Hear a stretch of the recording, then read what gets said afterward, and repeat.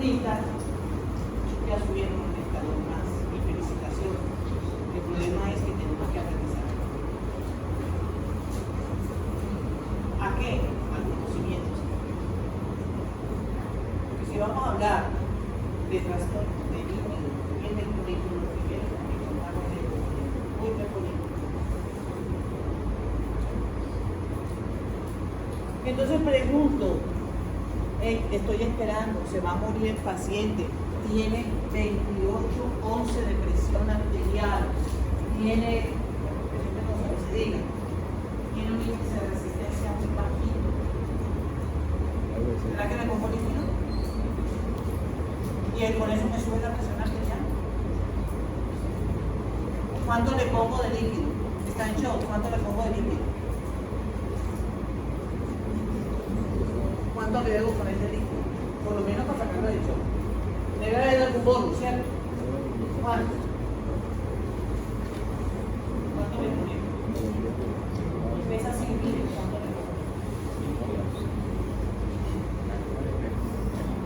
¿Cuánto debo colocarme el bono para levantarlo de ese estado? Por lo menos el primero, para arrancar, porque aparentemente está hipovolémico. No lo sé, pero vamos a dar. Hoy en día no se está haciendo a libre albedrío, anteriormente se hacía entre 30 a 50 centímetros cúbicos por kilogramo. Hoy en día no, hoy en día son 20. Y si pesa 100 kilos, ¿cuánto le debo colocar? 2 litros, imagínense 2 litros a chorro. ¿El problema cuál es? Yo no sé cómo está la receta de ese corazón. Porque ustedes se dieron cuenta el semestre anterior que había una miocardiopatía de cualquier causa, pero en el séptimo mucho más. Entonces no puedo estar tan libre dándole líquido, sino tengo que ir con cuidadito. Pero bueno, listo, colocamos los 500, colocamos los 1000. No subió la presión. Y le dice la enfermera, doctor, 40/30 de presión arterial. No me mejoró con los 2 litros que usted le mandó. ¿Qué más le vamos a hacer? ¿Cuál será mi función? ¿Con qué le subo la presión arterial? ¿Cómo estaba la resistencia vascular sistémica? ¿Cómo está la resistencia? 140. ¿Cuánto debe ser? Mínimo 1200 litros. Eso me está diciendo bastante. Eso me está hablando que necesita un vaso activo. Necesita alguien que apriete el vaso. ¿Quién me lo apretará?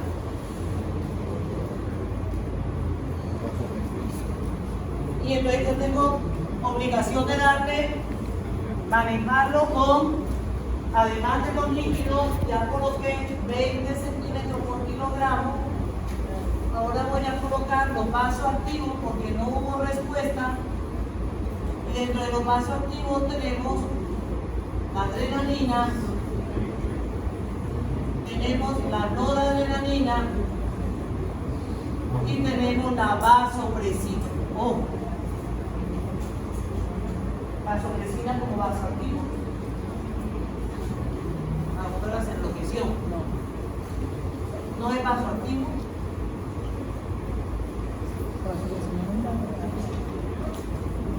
La vasopresina no es vasoactivo. ¿Qué es la vasopresina?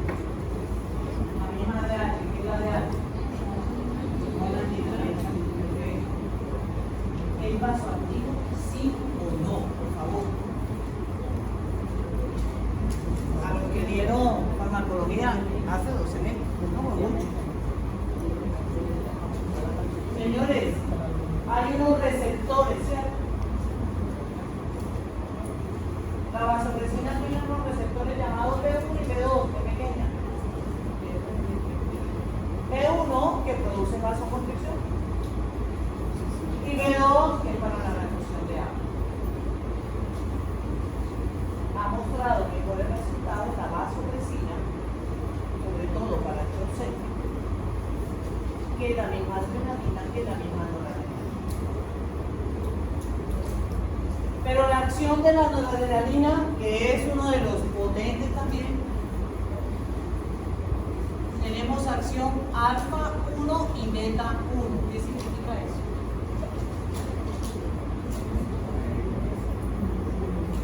Vasoconstricción y con B1 con beta 1 ¿qué? Inotropía. ¿Y qué es inotropía? ¿Qué es inotropismo? ¿Qué será inotropismo? Una de las características una de las propiedades del corazón primarias.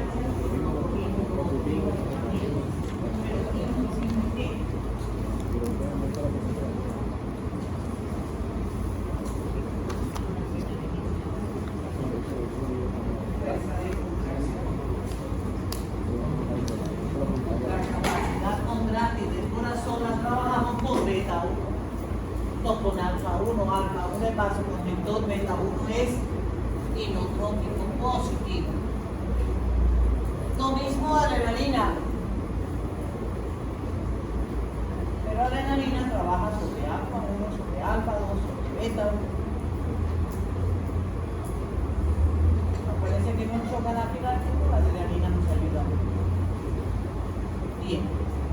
Pues listo, comenzamos a darle vasopresina.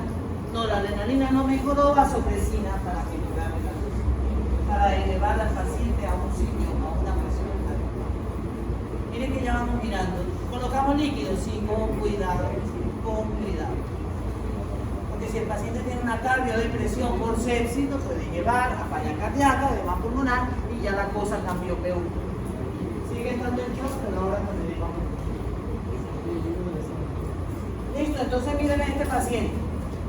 El paciente está mejor. Para lo que hemos visto tiene 135/41, ¿cierto?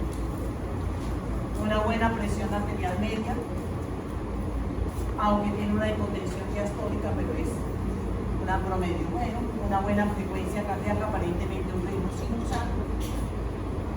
Pero medimos que el gasto cardíaco 8.38 y el índice cardíaco va a 4.56.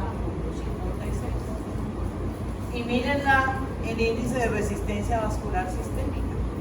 Que decimos que lo mínimo es 1200, 1200 como 1400 y está en 1045. O sea, todavía está vasodilatado, no tanto como el anterior.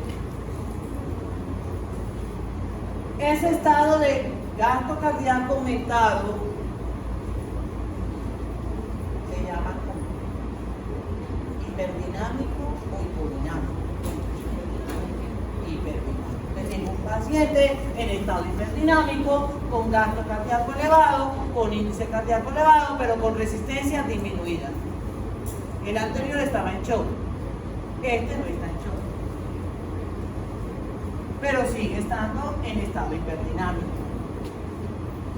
Por acá, los que me hablaban de colocar el líquido, por acá hay unas mediciones que tienen que colocarse un catéter intraarterial para medir todo esto, si es cierto. Pero cuando lo tenemos, lo aprovechamos.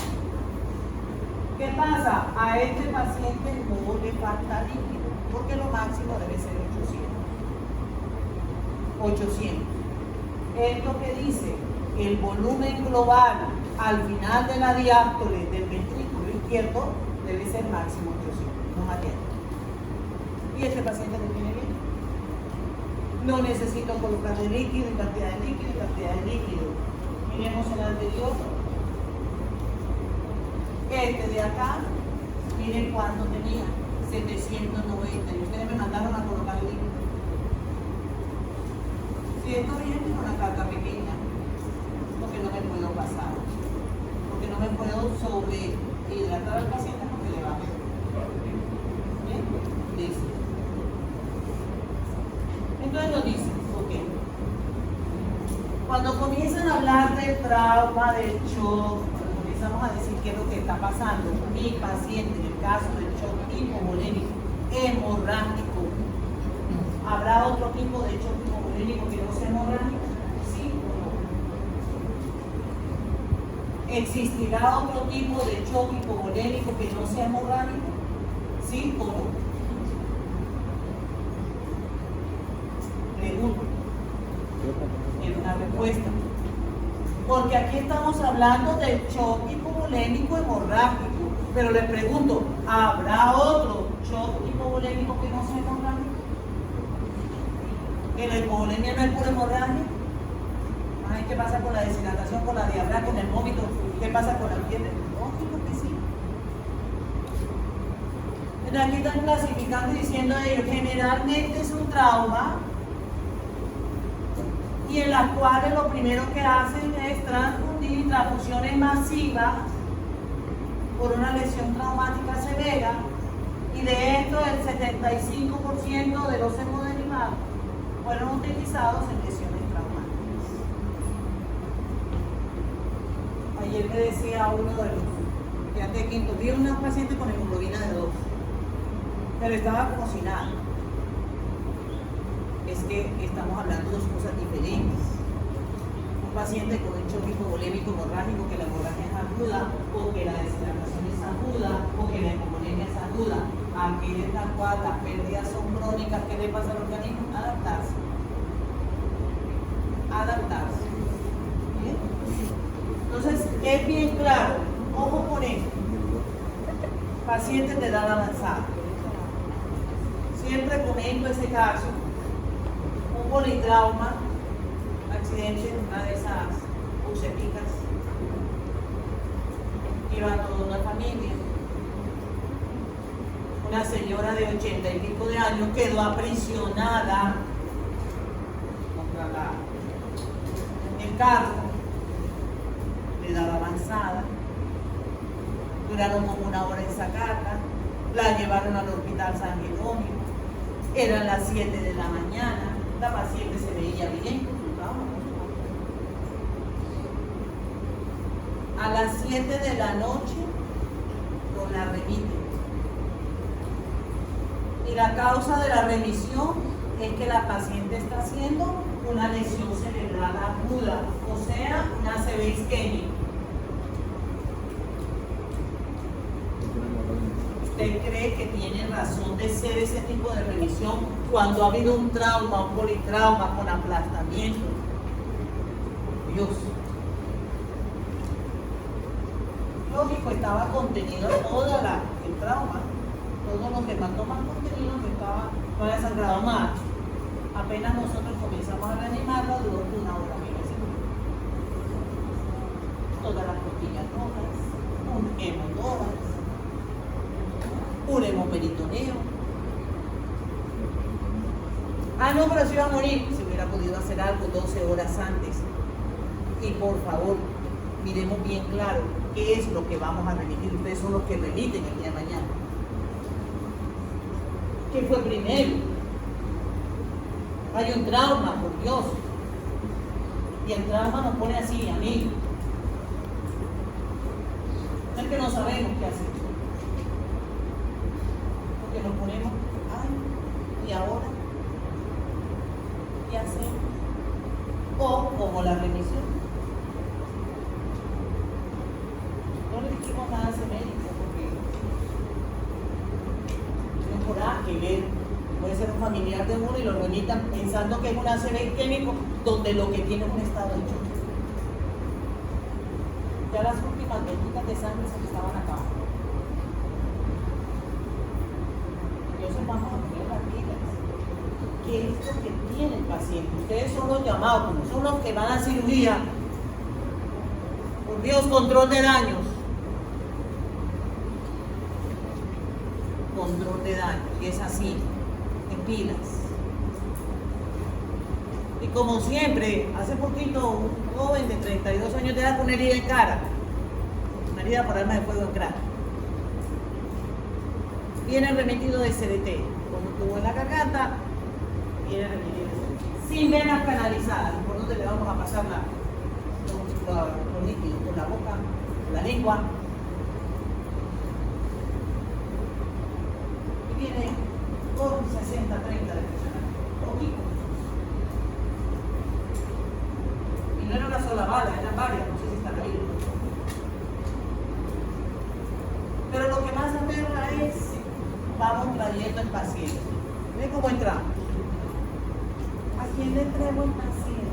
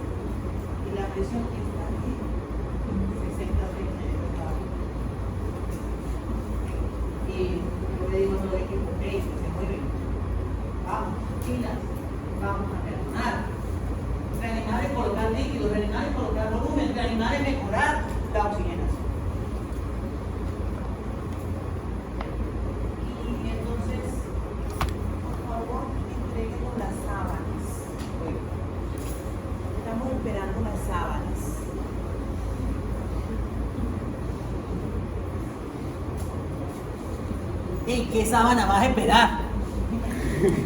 No joda, voy a salvarle la vida al paciente y no me mueven al paciente. Porque esto como yo me lo mueva para acá o para allá, hace un paro y se murió. ¿Será que las dejamos?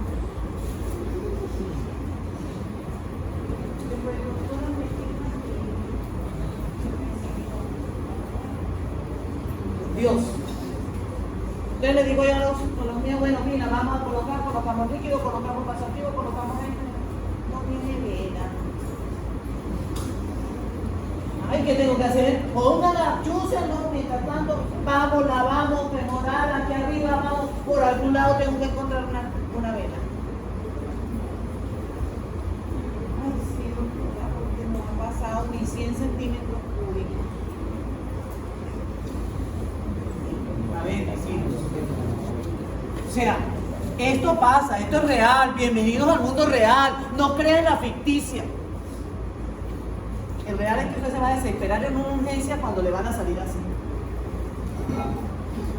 Últimamente yo dije, así mi paciente venga intubado en el recto, no importa, entre y lo va.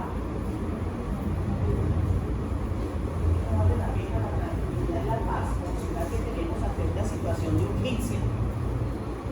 Si el tipo tiene el ojo casi salido, y si tiene una gran cantidad de heridas, no hace posible que no. Voy a desfilar por todas las unidades de cuidado. Hoy estamos muertos de la risa, sensibilidad ante todo. Y actuar, dirigir un equipo. Ese es el problema que tenemos nosotros. Que no hay equipo que dirija, cada uno es egoísta, cada uno quiere, el uno figura por un lado, el otro por el otro, el otro por el otro, y díganme ustedes mismos quién. Que yo me los conozco algunos, otros no sé. Cada uno por su lado. No, yo no lo voy a ayudar a ese que se joda. A mí no me vino a ayudar cuando tal cosa. Dios, vamos, pila. Por eso hablamos de ACDS, por eso hablamos de trauma, por eso hablamos de... Hagan todos esos cursos, mis hijos. No esperen a salir con el cartón para hacer los cursos. Que lo hacemos virtual, listo, y después vienen acá a sala de simulación y lo hacen presencial. O si lo pueden hacer presencial, váyanse a hacerlo. Pero no necesitan ser médicos para hacerlo. Ya debían estar. Yo les pregunto, ¿cuál de ustedes aquí tiene un cartón que lo certifique como reanimador? Ya. De ACDS, de OCS, de ACDS, de trauma. ¿Quién? ¿Quién? ¿Y por qué carajo no lo han hecho?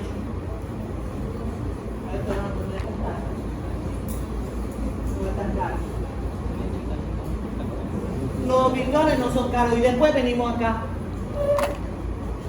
¿Quién de ustedes ha dicho, mire, enséñeme a reanimar?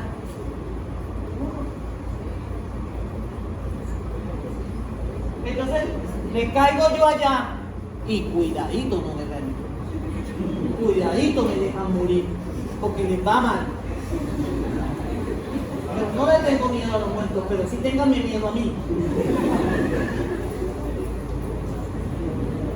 No, chicos, en serio. Da rabia, da tristeza, da dolor, que no hacemos nada.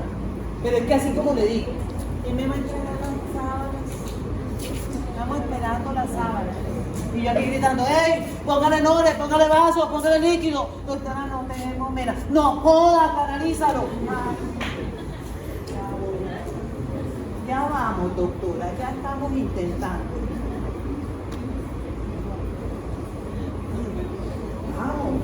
Vamos, es que si no hacemos lo que vamos a hacer, si no nos despertamos nosotros no lo vamos a hacer. Bienvenidos a eso, miren, nuestros pacientes están muriendo por flujos por no más.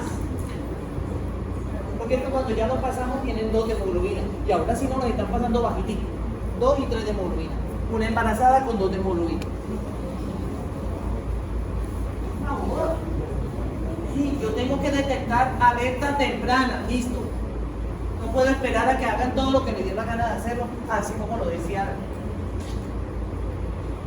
Si los pacientes ancianos son los más graves, tengo que ponerle si hay hipovolemia o si hay hipervolemia,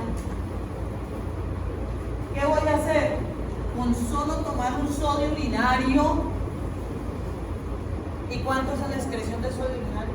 ¿Cuánto nos normal? Depende de qué, de la ingesta. Si usted ingiere salado, ¿qué hace? Orina salado. Pero ¿cuánto es el rango más o menos? Entre 40 a 220, más o menos es el equivalente. Entonces resulta que el sodio urinario está por encima de 20 o el sodio urinario está por debajo de 20. Miren, Cali, ahora la doctora nos va a poner a tomar la muestra de sodio. Eso lo dicen los grandes santos. ¿Qué hacemos? ¿En tu salón? Usted puede tomar una muestrecita y mandarla a la sala. El problema es que se lo haga rapidito en el laboratorio. El laboratorio le hace rápido un programa, el laboratorio le hace rápido otra cosa. Pero uso de urinario no se lo hace tan rápido, a no ser que se la monte. Bien, entonces, ¿para qué nos dice eso? O sea, ¿para qué tenemos en cuenta eso? Si mi paciente tiene una pérdida de sodio urinario alta, que está hipovolémico, las causas están aquí. Piensen esto. Mi paciente tiene pérdidas renales, mi paciente tiene exceso de diurético, mi paciente tiene deficiencia de mineralocorticoides, mi paciente tiene déficit de cantidad de sodio, mi paciente tiene acidosis tubular renal, mi paciente tiene cetonuria, diuresis osmótica o síndrome de pérdida cerebral de sodio, que me lleva a la hipovolemia. Pero si la pérdida no es por el riñón, entonces debe ser por otro lado, las pérdidas van a ser extrarrenales. ¿Qué significa eso? El vómito, la diarrea, la quemadura, la pancreatitis, el trauma, damos esta pérdida extrarrenal. Tengo una volemia normal, miramos cuánto es la causa. Y entre esas, síndrome de secreción inapropiada de ADH. ¿Qué es eso? Medicina interna, endocrino. ¿Qué es eso? Secreción inadecuada de la hormona antidiurética. ¿Qué es eso? Exceso o déficit de hormona antidiurética. Exceso. ¿Y el déficit cómo se llama?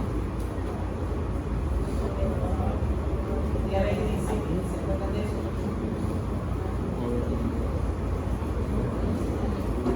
Diabetes insípida. Era la ausencia de ADH. El exceso de ADH, secreción inadecuada de ADH. Si yo tengo un exceso de ADH, ¿cómo va a estar en la orina? ¿Poliguria o poliuria? Poliguria, tengo exceso de ADH. Bien. Ahora, si el problema es hipervolemia, que también tomamos el sodio urinario, y el sodio urinario está por encima de 20, yo pienso en una falla renal, ya sea aguda o crónica agudizada. Pero yo puedo tener el sodio urinario por debajo de 20, así como me decía tu compañero, síndrome nefrótico o falla cardíaca. ¿Qué es lo que tiene mi paciente? Los niveles de potasio. ¿Es difícil cambiar el chip? Sí. ¿Y por qué es difícil? Porque es que queremos, no es necesario. Ok. Si ya nosotros sabemos que la pérdida del volumen es crónico, no es tan urgente como la pérdida aguda. Y la pérdida aguda, miren los signos. Mi paciente está somnoliento. Muchas veces encontramos al paciente combatiente, inquieto, irritado, y ustedes que han pasado por las clínicas y por las cuidados intensivos, ven algunos gritando, moviéndose. Después se quedan quietos, dormiditos. Y dice la enfermera, ya está mejor.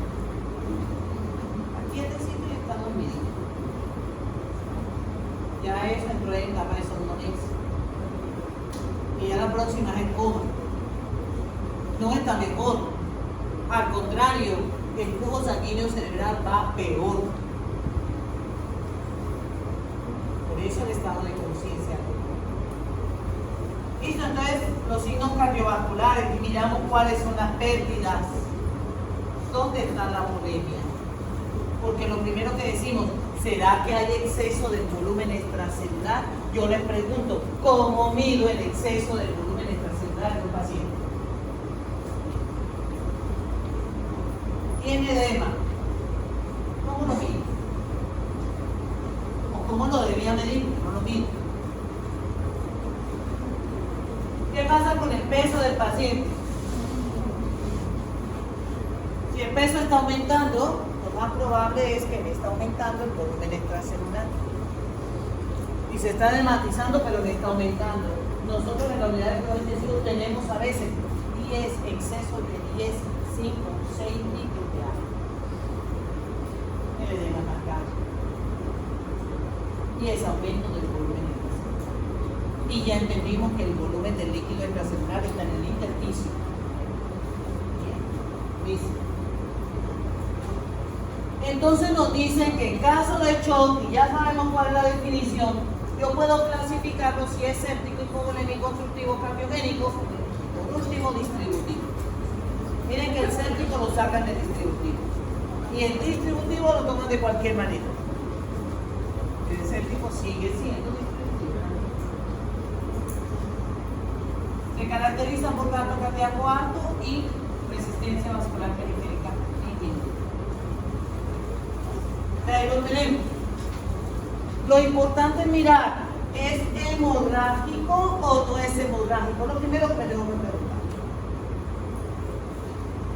Porque es una herida normal de cuello, ya no sabe que es hemorrágico, una fractura expuesta, es hemorrágico. Pero yo también tengo que diferenciar que no es para poder clasificar. Y si es hemorrágico, yo digo, ¿será que las pérdidas son internas, son externas? Un trauma, una fractura multifragmentaria o minuta de cadera. Es lo que más hay. Fractura con minuta de cadera. Y nosotros vimos eso por un aplastamiento de un señor que quedó entre dos buses.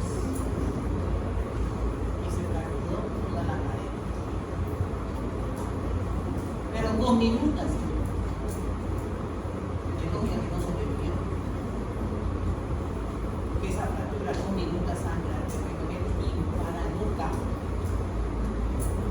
No hay un solo tratamiento quirúrgico, por más tutores que se coloquen, por más que se. Y los síntomas, tenemos taquipnea, taquicardia, hipertensión al principio, frialdad, palidez, alteración de la perfusión, y entonces comenzamos a cuantificar, además de la acidosis metabólica, el ácido láctico. ¿Por qué? ¿Por qué el ácido láctico? ¿Qué tiene que ver la lactacidemia y el shock? ¿De dónde viene el ácido láctico? ¿Por qué se eleva? ¿Por qué hay hiperlactacidemia? No siempre. Porque la meta de reanimación debe ser con el ácido láctico. Yo debo lavar rápidamente el ácido láctico para que en unas cuantas horas ya esté normal. ¿Y cuánto es lo normal? Por debajo de 2. Y nosotros, con nuestros pacientes, hemos tenido ácido láctico de 8, de 9, de 10. Lógico, si nos preguntan, eso cuesta mucho. La mayoría se muere. Una cifra de ácido láctico tan elevada está diciendo que no hay energía para hacer. Bien. Y si es hemorrágico, decimos grado 1, grado 2, grado 3, grado 4.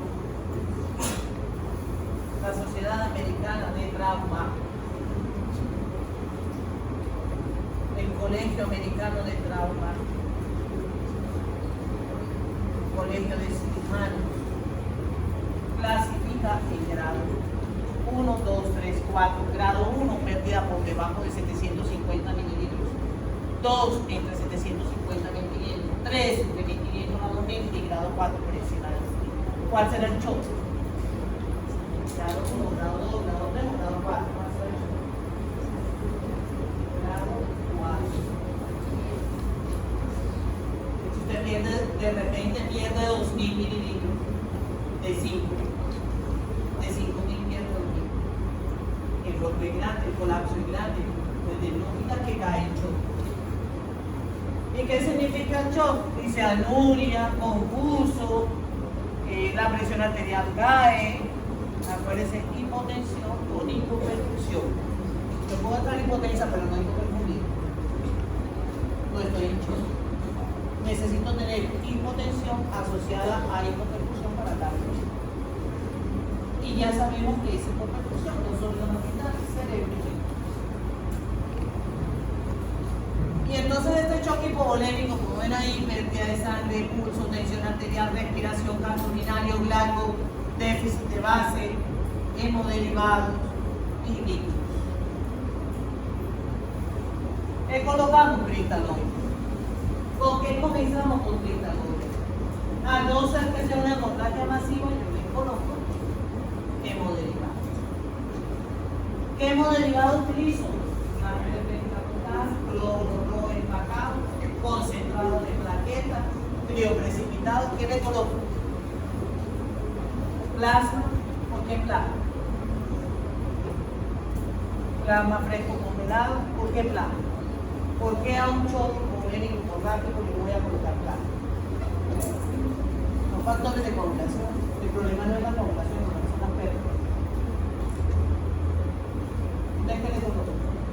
¿Qué restituye? Lo primerito con cristal. ¿Cuáles son los cristaloides? Hay dos cristaloides importantes. ¿Cuáles son?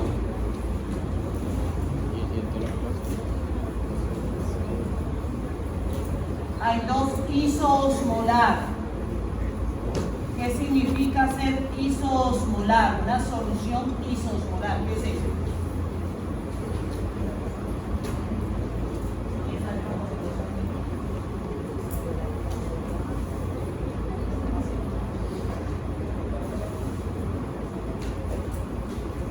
¿No será más bien la osmolaridad plasmática igual a la osmolaridad plasmática? ¿Cuánto es la osmolaridad plasmática? Ay, señores, en fisiología la osmolaridad plasmática era de 280 a 300 milimoles. Y ustedes hacen el cálculo. Pero eso es de épocas anteriores. Historia patria. La osmolaridad sérica es 280 a 300 milimoles por litro. Hablamos de isoosmolar, que debe decir similar al plasma, similar a la osmolaridad plasmática. ¿Y quiénes tienen eso? Entonces ahí sí tenemos los dos específicos, que son isoosmolares, que son la solución salina al 0.9%. ¿Cómo le llaman ustedes? Suero fisiológico.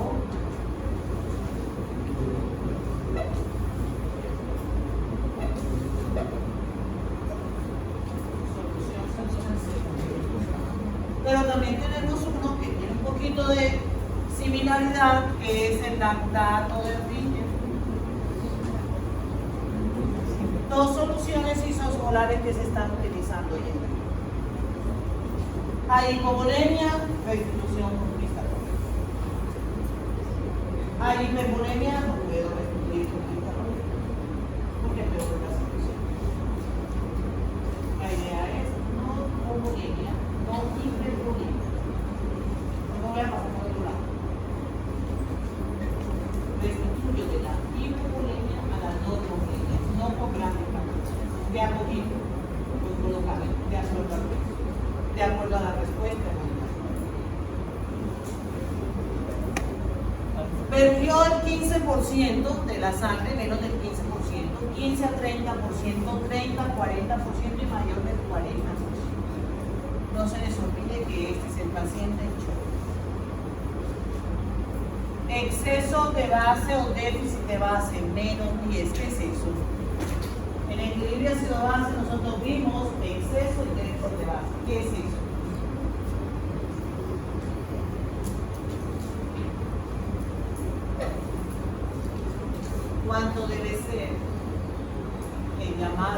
exceso de base en una gasometría normal. En más o menos 5, o sea, menos 5, menos 4, menos 3, menos 2, menos 1, 0, 1, 2, 3, 4 y 5. O sea, de menos 5 a más 5. Si está muy negativo, ¿qué quiere decir? Si está en menos 20, quiere decir que hay exceso o déficit de base. Estamos midiendo el base, la base bicarbonato. Si yo tengo un PB menos 20, ¿exceso de base o déficit de base? Exceso de base o déficit de base. Déficit de base, señores. Si está muy negativa, o sea, de menos 10, menos 20, hablamos de déficit de base. Y si estamos más 10, más 20, hablamos de exceso de base.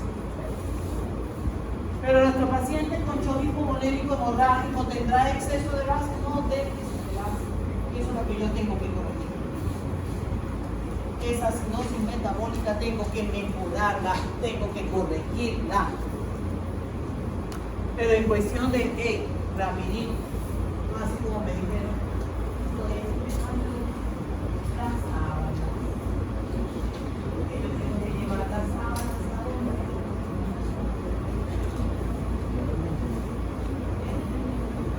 Listo. Ok, entonces, transfusión masiva. Si usted está perdiendo mucho, no hay otra manera. ¿Y qué es lo más rápido? La sangre preescapular. Pero ya hoy en día lo que se pide son los glóbulos rojos empacados. Glóbulos rojos empacados. Es menos cantidad de líquido y es más costo. ¿Y qué es lo que nos interesa? ¿Se acuerdan de esto? Ah, doctora, otra vez. Sí, otra vez. No tengo la culpa, me mandaron. Yo no quería venir, pero me obligaron. No, hasta los disfruto, ¿saben? Gracias. Porque esto es lo que nosotros hacemos todos los días. Y esa es la eterna pelea que se la traduzco a ustedes para que sientan lo bueno que es tener un paciente grave y personal a veces pacientes empresarios. Hay que hacer y hay que poner de vuelta a hablar. Y se van a encontrar, me van a encontrar en el camino todo lo que ustedes quieren. Bien. ¿Con qué transporta el oxígeno?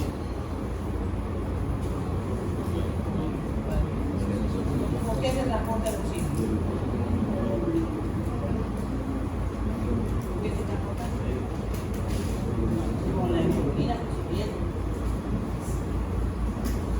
¿Cuánto me transporta un gramo de hemoglobina? ¿Cuánto de oxígeno transporta? Un gramo de hemoglobina. En aquellas épocas en que trabajábamos en fisiología, un gramo de hemoglobina transporta 1.34 mililitros de oxígeno.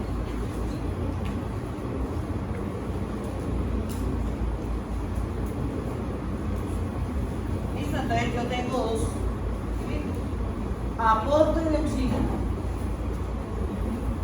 ¿ya? Donde dispongo de oxígeno y el consumo de oxígeno. ¿Qué piensan ustedes que pasa en shock? Disponibilidad de oxígeno y consumo de oxígeno. Me mantendré así equilibrado para que la célula extraiga. No. Resulta que en shock entro en esta etapa. Depende del oxígeno. Tengo poca disponibilidad. Tengo mucho consumo. ¿Y qué era lo que decíamos cuando hablábamos, hombre? ¿Habrá una relación disponibilidad-consumo de oxígeno? Sí. Yo tengo que entregar una cantidad de oxígeno, debe consumir una cantidad de oxígeno. Pero si le entrego poco y consume más, muy mal. Si le entrego mucho y consume poco, muy mal. Lo primero que me tengo que preguntar es, ¿será que está en metabolismo anaeróbico mi paciente? Si está en shock, está en ese metabolismo anaeróbico. ¿Y qué significa tal metabolismo anaeróbico? Se disminuye la disponibilidad, se disminuye el consumo, la célula se entrega a la muerte. Señores, ténganle cuidado a esos pacientes con acidosis metabólica, con un pH por debajo de 7-10. Tenganle cuidado a esos pacientes con exceso de base muy negativo. Tenganle cuidado a esos pacientes con hemoglobina y estado de shock persistente. Porque después ustedes dicen, ah, no, ya se mejoró. Momentáneamente se mejoró. Pero yo tengo algo bien claro. La deuda de oxígeno solo se paga con la muerte. Escúchenme algo. La deuda de oxígeno, la célula la paga con la muerte. Entonces yo tengo que restaurarlo rápidamente el oxígeno, no solo poniéndoselo, sino ayudándole a la célula a echar a andar a esto, a la disponibilidad y al consumo, para que se pueda mantener equilibrado, porque si no me voy a ese metabolismo anaeróbico, y ese metabolismo anaeróbico termina muriendo en seco. Por más 20 años que tenga, por más 30 años que tenga, por más 50 años que tenga, y que no tenga ningún antecedente mórbido, está en metabolismo anaeróbico y la célula, si no la saco de ahí, se muere la vida.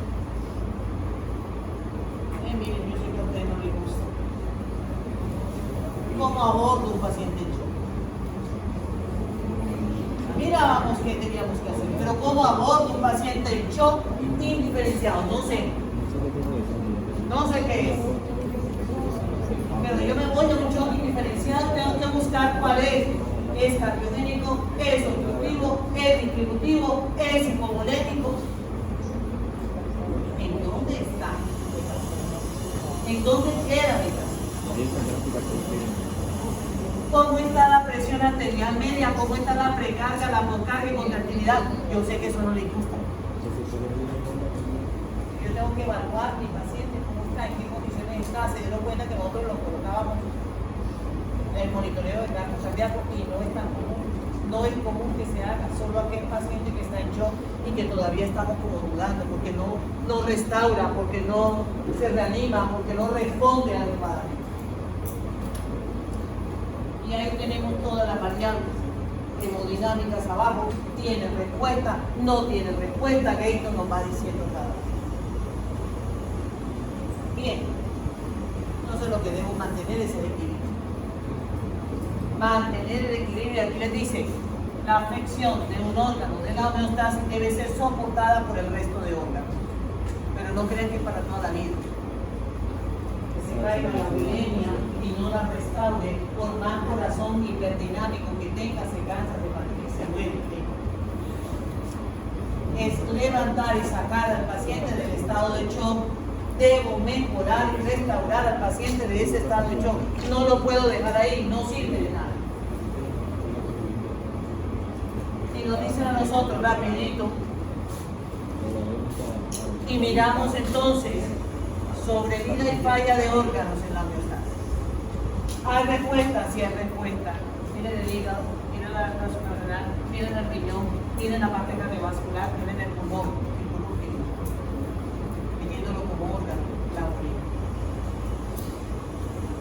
¿Por qué? Porque es que todo esto tiene que soportar, pero si yo no restauro la bulimia rápidamente, el paciente se muere.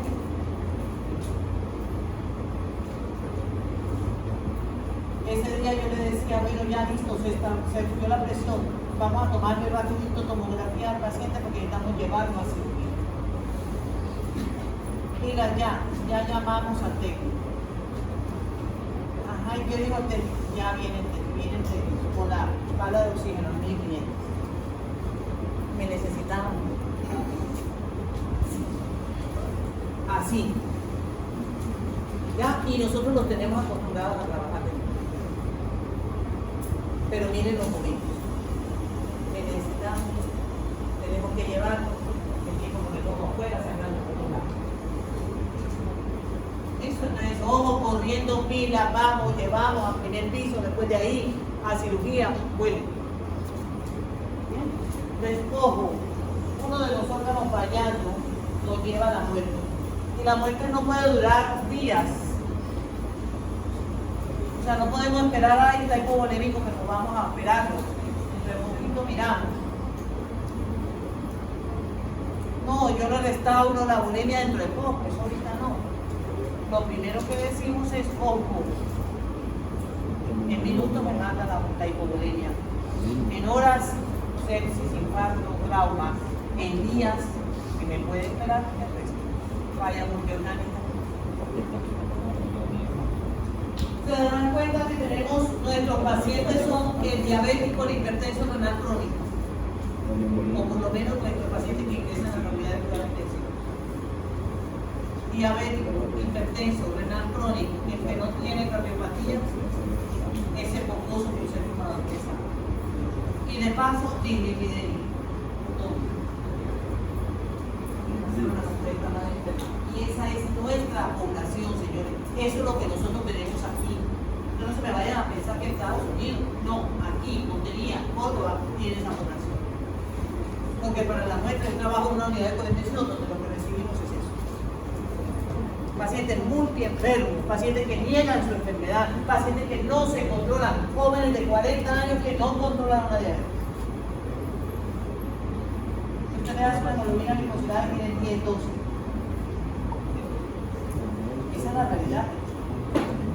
Entonces son pacientes multienfermos con un trauma, con un sangrado hasta ahí llega. Entonces, ok, ya sabemos que existe agua y que hay intra y extra, pero ¿qué pasa con nuestros pacientes cuando comenzamos a perder la bulimia? Tenemos que compensarla, tenemos que tratar de estabilizarla, pero comenzamos a perderla. No es suficiente. Entonces, ¿qué tengo que hacer, señor? ¿O qué pasa en ese caso? Lo primero es la contracción del intersticio. El líquido intersticial, ese 15% ya no es 15%.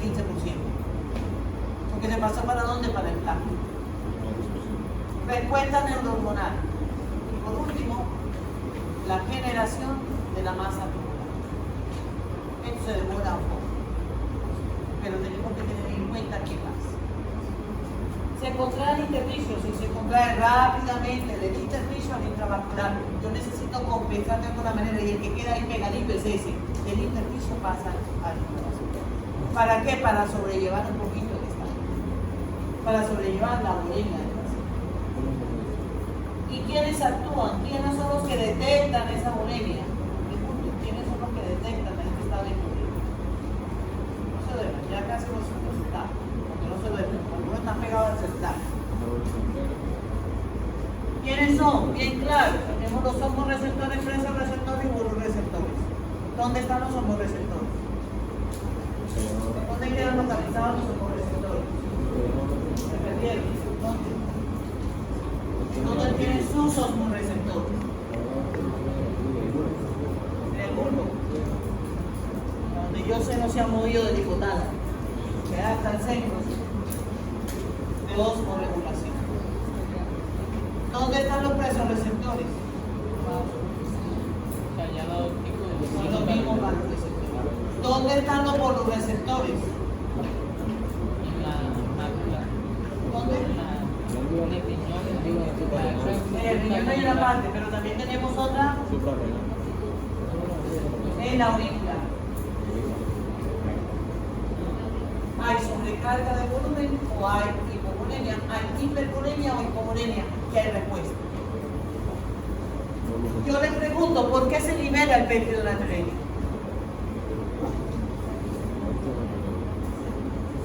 ¿Qué hace el péptido natriurético? Su nombre lo dice, natriuresis, excreción de sodio y de agua. ¿Y por qué? ¿En qué situaciones se libera ese péptido natriurético? ¿En qué? Sobrecarga de volumen, hipervolemia, con la causa que sea, la más común que tienen es la insuficiencia cardíaca. ¿Y qué hacen esos péptidos natriuréticos? ¿Cómo hacen para llegar a la natriuresis?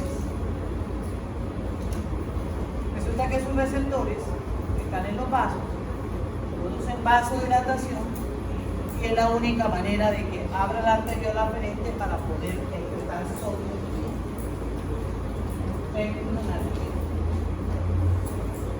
¿Qué hace la hormona tiroides? ¿Qué hace la hormona tiroides? Antidiuresis. ¿Qué hace? ¿Cómo reabsorbe agua el riñón? Pregunto. ¿Cómo reabsorbe agua el riñón? ¿Dónde se reabsorbe el agua? Túbulo contorneado proximal, asa descendente de M, asa ascendente de M, túbulo contorneado externo y túbulo colector. ¿Dónde?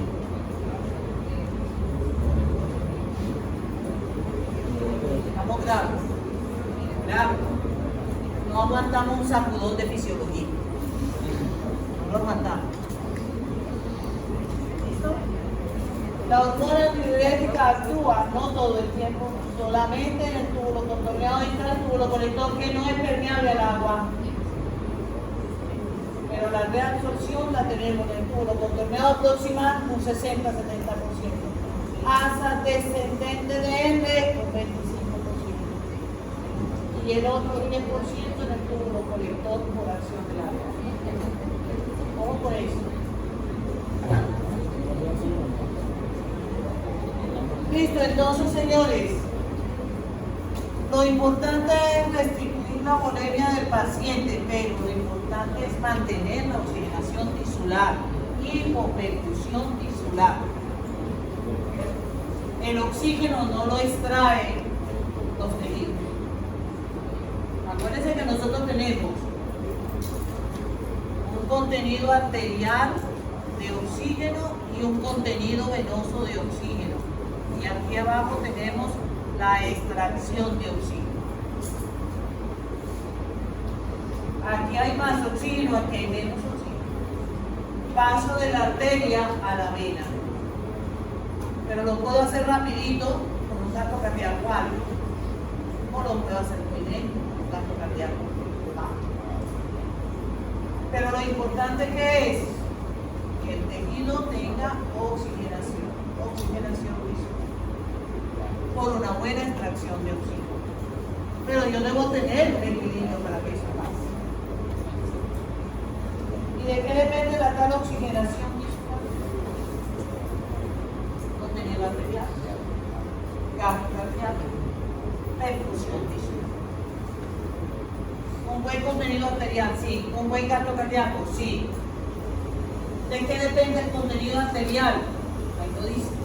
La hemoglobina, la saturación de oxígeno, ¿ya? La presión arterial de oxígeno. De eso depende el contenido.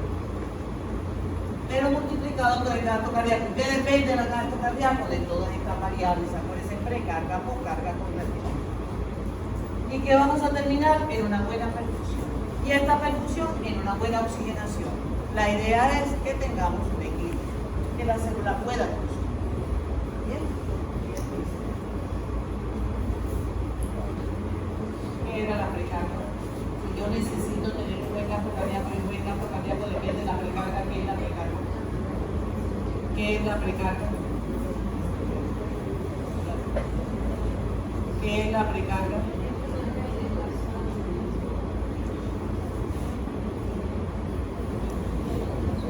Precarga, antes de llegarle al corazón, yo le voy a entregar una carga de volumen y de dónde viene el retorno venoso.